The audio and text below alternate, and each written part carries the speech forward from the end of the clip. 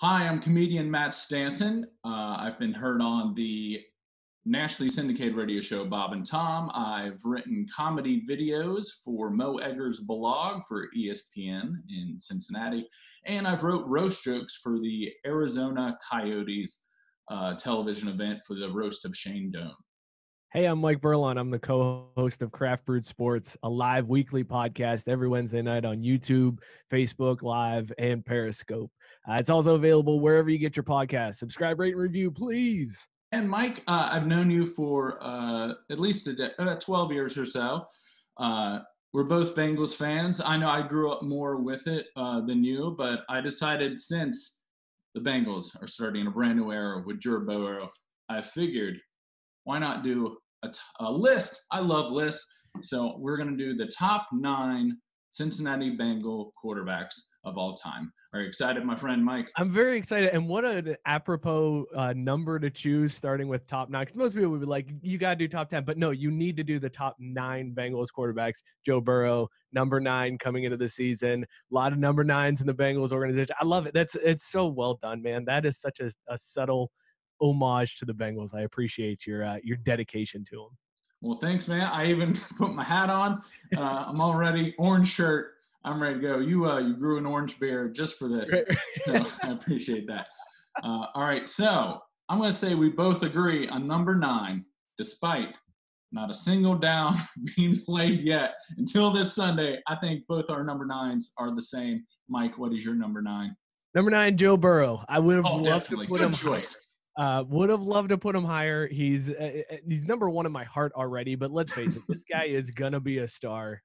Rookie of the year. He's going to be MVP candidate, Super Bowl MVP, Super Bowl champ. Joe Burrow is the future for Cincinnati. I can't put him any higher just because he hasn't played yet, but the writing's on the wall. The guy's going to be the greatest quarterback in Bengals history.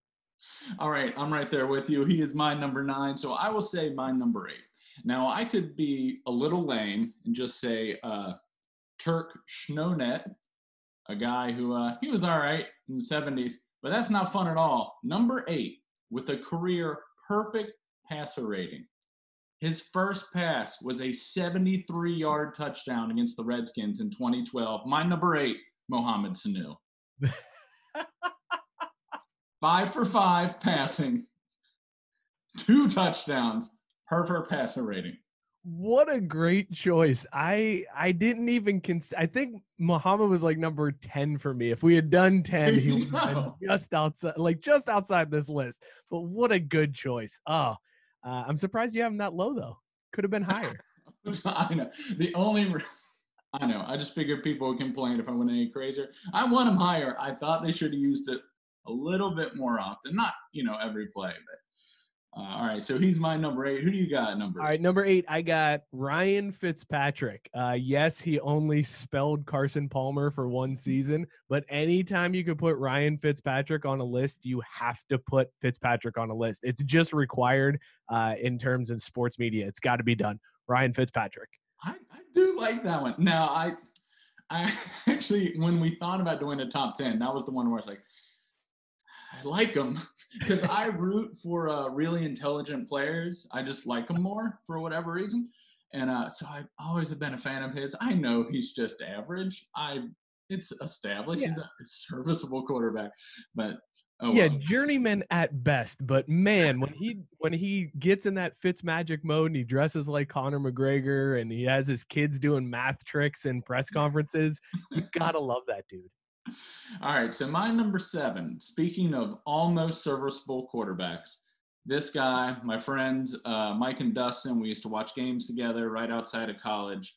They would always say, don't break my heart, Johnny Kitts. John Kitna, no H, because H is in the word hell, and he's super Christian, so he doesn't want that.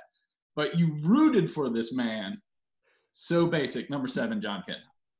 John Kitna is also my number 7. I have him in the exact same spot. Here's what I love about Kitna. Kitna had the pleasure of ending the Achilles Smith era and also ushering in the Carson Palmer era. So he was like that perfect go-between quarterback. I love Johnny Kitna. Love the man. He was pretty good. He was just like, he would like this. He was just like Moses, taking you from Egypt the terrible Kelly Smith years to the sort of promised land, Carson Palmer. So I think he would really appreciate that comparison. All right, who is your number 6? I've got Jeff Blake at number 6, and I'm putting him in the middle of this list just based on tenure alone. The fact that he played 6 straight seasons where he started at least one game for the Bengals, that was actually a pretty solid stat in my book. Like, it's bad that the bar is low enough that it's just like, hey, were you here for a while? Cool, you're good enough to be on my list. So Jeff Blake, number 6. All right. I will drop this little bit of tidbit, little piece of information.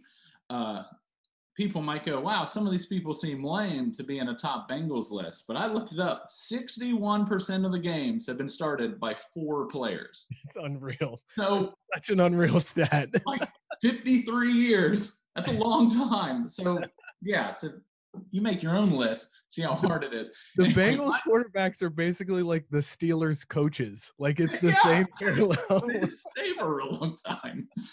They're just not great. That's all. My number 6 is now this is old school. I wasn't alive then. Virgil Carter is who I have. He only started 22 games, went 12 and 10, but he led them to their very first playoff game. He looked like Christian Yelich with a helmet on. So people will enjoy that one. My number 5, Jeff Blake. This was, I remember we had a kid. I went to a Catholic school, so we had uniforms. And every once in a while, we would have a non-uniform day. And I had a classmate, a sweet gentleman. You know, we were friends, but he's a nice guy. Tom Kelly would always wear a Shaken Blake T-shirt because all he could do was throw the ball 70 yards. Like, he literally was not very good besides that. But it was perfect for Carl Pickens and Darnay Scott. So Jeff Blake, number 5 quarterback. Crazy, because we've completely reversed 5 and 6. I have Virgil Carter at number 5 simply because of him being the first one to lead the Bengals to the playoffs. That was the only reason why I put him on there. 0-1 in the playoffs, which was also a very Bengals quarterback thing to do. But he was the first one to do it. So funny that we have those 2 spots switched there. All right, I like that. Okay, so this is where I think the contention will start with people. There's gonna be some fights here as we get into these top 4. All right, number 4. Who do you have, sir? I've got Carson Palmer at number 4. He's the 3rd highest in completions in team history, the best completion percentage outside of Sanu. Apparently, he's got 150 touchdowns. And I firmly believe that if it wasn't for Kimo von Oelhoffen, Carson Palmer would have been the one that left the Bengals to back up Dak Prescott instead of Andy. That's where I'm at. Carson Palmer is my number 4 too. Oh, nice. He realistically only had 2.5 great seasons, and then he was very mediocre at the end when they got Cedric Benson. Like, they should have won. The Jets were handing them that playoff game. I was watching it at a bar. I was doing a comedy club in Minneapolis, and I just watched it. Like, he was so bad. They were trying to give them the game, and he just. How much of that do you think he was just done with Cincinnati? Like, he was like, I just don't care anymore. Like, whatever. I'm just going to come in. He was basically the guy that was looking for another job and just coming in and collecting his check and punching the clock and then leaving. He was like, whatever. I'm just here, man. I'm just here. I don't care. Yeah, but he got paid so well. Yeah. That's the part. Yeah. He was the highest paid player, I believe, for 2 seasons, highest paid player in the NFL. And he had Chad Johnson, TJ Oshmanzada. He had a really good offensive line. That's the part where people are probably thinking he needs to be higher. Probably the people our age. I'm like, Yeah. I looked this up. I spent a lot of hours on Bengals quarterbacks this week. All right, so my number 3. And this is only by a flip of a coin with my number 2, and that's going to make everyone over 50 very mad. My number 3 is Andy Dalton, barely. Not as close as people think. He's my number 3. People are going to be very mad when I say my number 2. But Andy Dalton, okay, he did have really good coordinators at the beginning of his career, so I'm going to give him that. A.J. Green is – the Bengals actually have had some really good wide receivers throughout the franchise history, but still, A.J. Green might be the best overall. Agreed. But I know we have good Andy, we have bad Andy, but you can tell by these two pictures, his facial expression rarely changes between the two. But he's a slightly above average quarterback. I feel like I just like him. I wish, obviously, a playoff record. You can't overlook that. But yeah, he's my number 3. All right. Well, so based on you saying that, I feel like I know where your number 2 is going to go. And that also then tells me where your number 1 is going to go. So this is going to cause some issues, I think. My number 3 was Boomer Esiason. He took him to the Super Bowl, and I was very close between Boomer and Andy. I got Andy at number 2. And the reason why I put Boomer, even though he went to the Super Bowl behind Andy, was his winning percentage wasn't as good as Andy. He didn't have as many yards. He didn't have as many touchdowns. So, like, statistically, I felt like Andy was the better quarterback than Boomer was. Plus, Boomer annoys the hell out of me as a commentator, so that knocked him down a few pages in my book. And here's where Andy elevated to number 2. I had taken my kid to the park one time, and Andy was there with his family, and like we kept trying to slide over, and I tried to like get his attention, like, oh, I'm going to talk to Andy Dalton here. And what finally got his attention was my son, who was 2 at the time, walked up and pushed both of Andy's kids down and then played with the toy that they were playing with. So I had to then apologize to Andy Dalton. So I felt like that just weighs on my mind. So I felt like I had to put him at number 2 ahead of Boomer on this list to make up for my kid being an asshole to his kids. Yeah, okay. I'll go with you on that one. All right. So my number 2, this is where the West Side, everyone over 50, they're all going to be surly. I have Kenny Anderson because I researched all of this. He's Andy Dalton, who no one ever complained about. They just let him keep going. He was pretty good. He was. And also, the only reason I'll put him at 2 over Andy Dalton is because Kenny Anderson did have to play for a 6-year stretch against probably the second or the greatest franchise ever. Those Steelers in the beginning of Kenny Anderson, he had no chance. And somehow he was able to win a playoff game. It was after they already had 4 Super Bowls, but he had to beat them to get into the playoffs. So, all right, I'll give it to him. I know he's a fan favorite of Cincinnati. Right here is a picture of him definitely stealing your mom away from your dad. But he is a good guy. I used to run by his house. So we both have a story of our second-ranked quarterbacks. I used to run by his house. He lives next to, Cincinnati people know this, the AE Doors guy, where they do commercials. They actually live next to each other for a period of time. I don't know if still do. But, that's why they did those commercials. But he had really good wide receivers. He had Isaac Curtis, who might be him or AJ Green, probably the 2 greatest wide receivers in Bengals history. And also Chris Collinsworth. Everyone pokes fun of him. He was a 3-time Pro Bowler. He wasn't a nobody. He was really good. Yeah, I know people hate Collinsworth for his analysis and love to make fun of the chair slide in from Thursday night. But let's face it, the thing that sticks out in my mind when it comes to Collinsworth is he was a good receiver, and 2 is the image of him with the small life vest around his neck when the Jeff Ruby's restaurant was sinking and he had to get off the boat. That's all I can think of when I hear Chris Collinsworth. So here's something people don't realize how good of an athlete he was. He was a state champion in the 100 meters in Florida in high school. Florida is the second best state for track. This isn't a nobody. That is unbelievable Olympic speed. He was really good. He's just the doofus now. All right, so I'm guessing you're number 1. Lay it on me, buddy. Yeah, I got Ken Anderson at number 1, and I put him up there. Okay, do you like drought beer, hanging out at Elder High School football games? For people not from Cincinnati, West Side, they pronounce it, instead of draft, they say drought. Yeah, you got to get your drought beer. No, I gave Ken a little bit of an edge just because he did lead them to their first Super Bowl appearance in team history. So that was a leg up for him, as he's got that. Plus the Cincinnati ties, it does kind of help me. I got to ask you, Matt, who do you think Cincinnati, especially West Siders, who do you think they cape for more? Do you think it's more Ken Anderson or more Pete Rose? Pete Rose. Yeah, I think so too. Pete Rose. I had an uncle who they were like similar ages. Everyone loves him. They overlook some awful things he's done Yeah. with numbers that a quarterback would be wearing on their jersey, but the problem is it was their ages. People overlook things with Pete Rose, so it's Ken Anderson's up there, but man, Pete Rose pulled it. Peter Edward Rose. That was such a good way to put that. Golden. Yeah, but Ken Anderson. So I don't want to get anyone in trouble, Nope. but if you know what numbers a quarterback has to wear, and then there's at least 2 digits. All right, it's not like disgusting, just a little uncomfortable.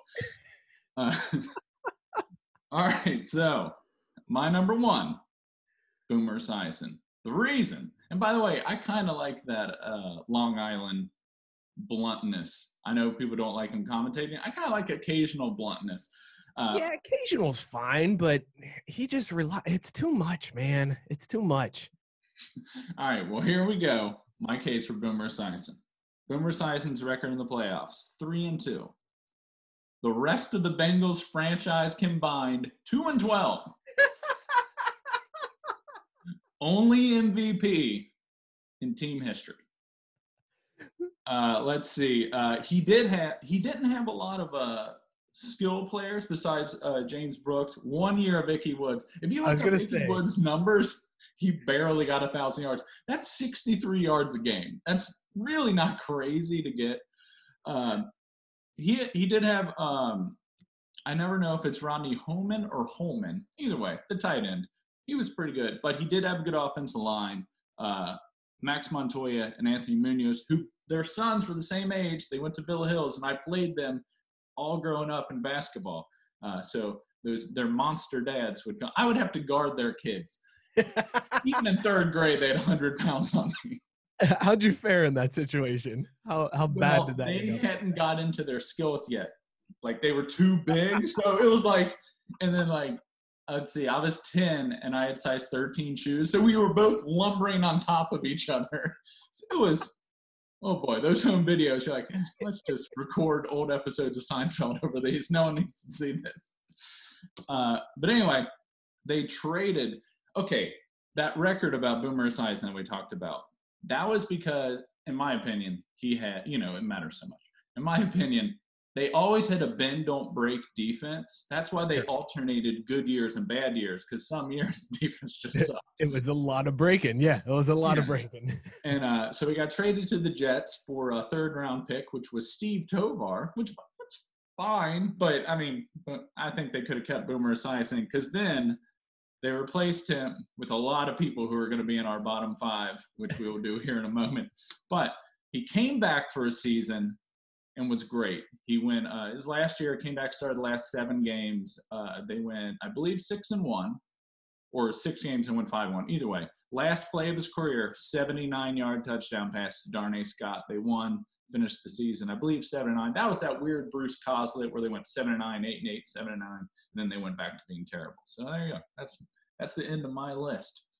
I think that's a very solid list. I think it's interesting that we were pretty similar until we got to those top 3. And that just shows you the mediocrity of Cincinnati quarterbacks, that they're all just like, man, pick a name out of a hat. Slightly above average of quarterbacks.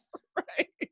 People yell about the QBs. I'm going to say, historically, their defense Yeah. rough. Offensive line is bad. That's the reason why Andy Dalton wasn't ranked higher, was his offensive line. There was a giant jump those last 3, fall. It's the opposite. Fall backwards the last 3 to 4 years when they started changing the line, and they just weren't good.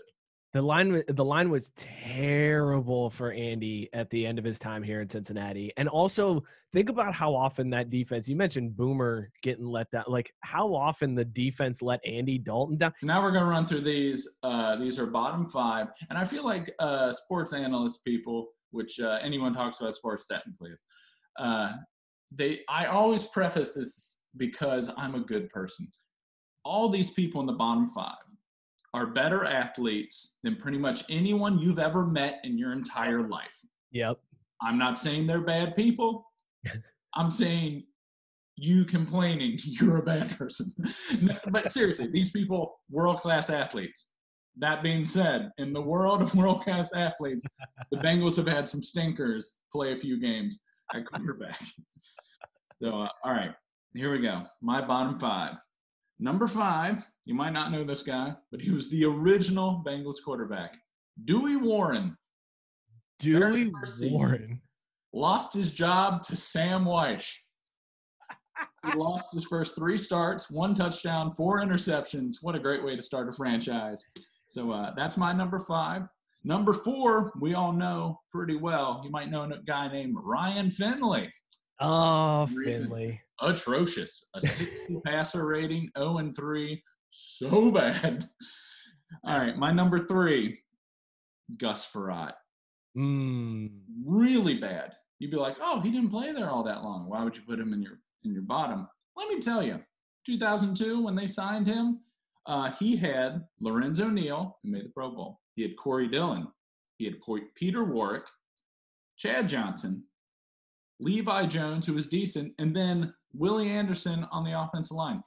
That's a pretty good offense, and they could not score because Gus Frerotte, I don't know if he had that concussion from headbutting the wall in Minnesota for the rest of his life, but he was atrocious. So he's my number 3.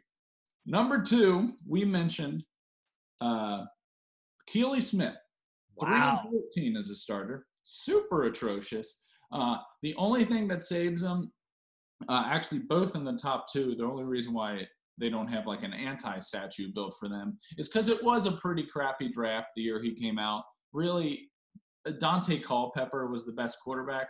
And if it wasn't for Randy Moss, Chris Carter, and Robert Smith, I don't know if Dante Culpepper ever would have been good with his tiny, 6. That's a good point, yeah. He's like Kyler Murray. When you see them hold a football, it's uncomfortable how small their hands are because you don't realize it until you see these little baby fingers on a football.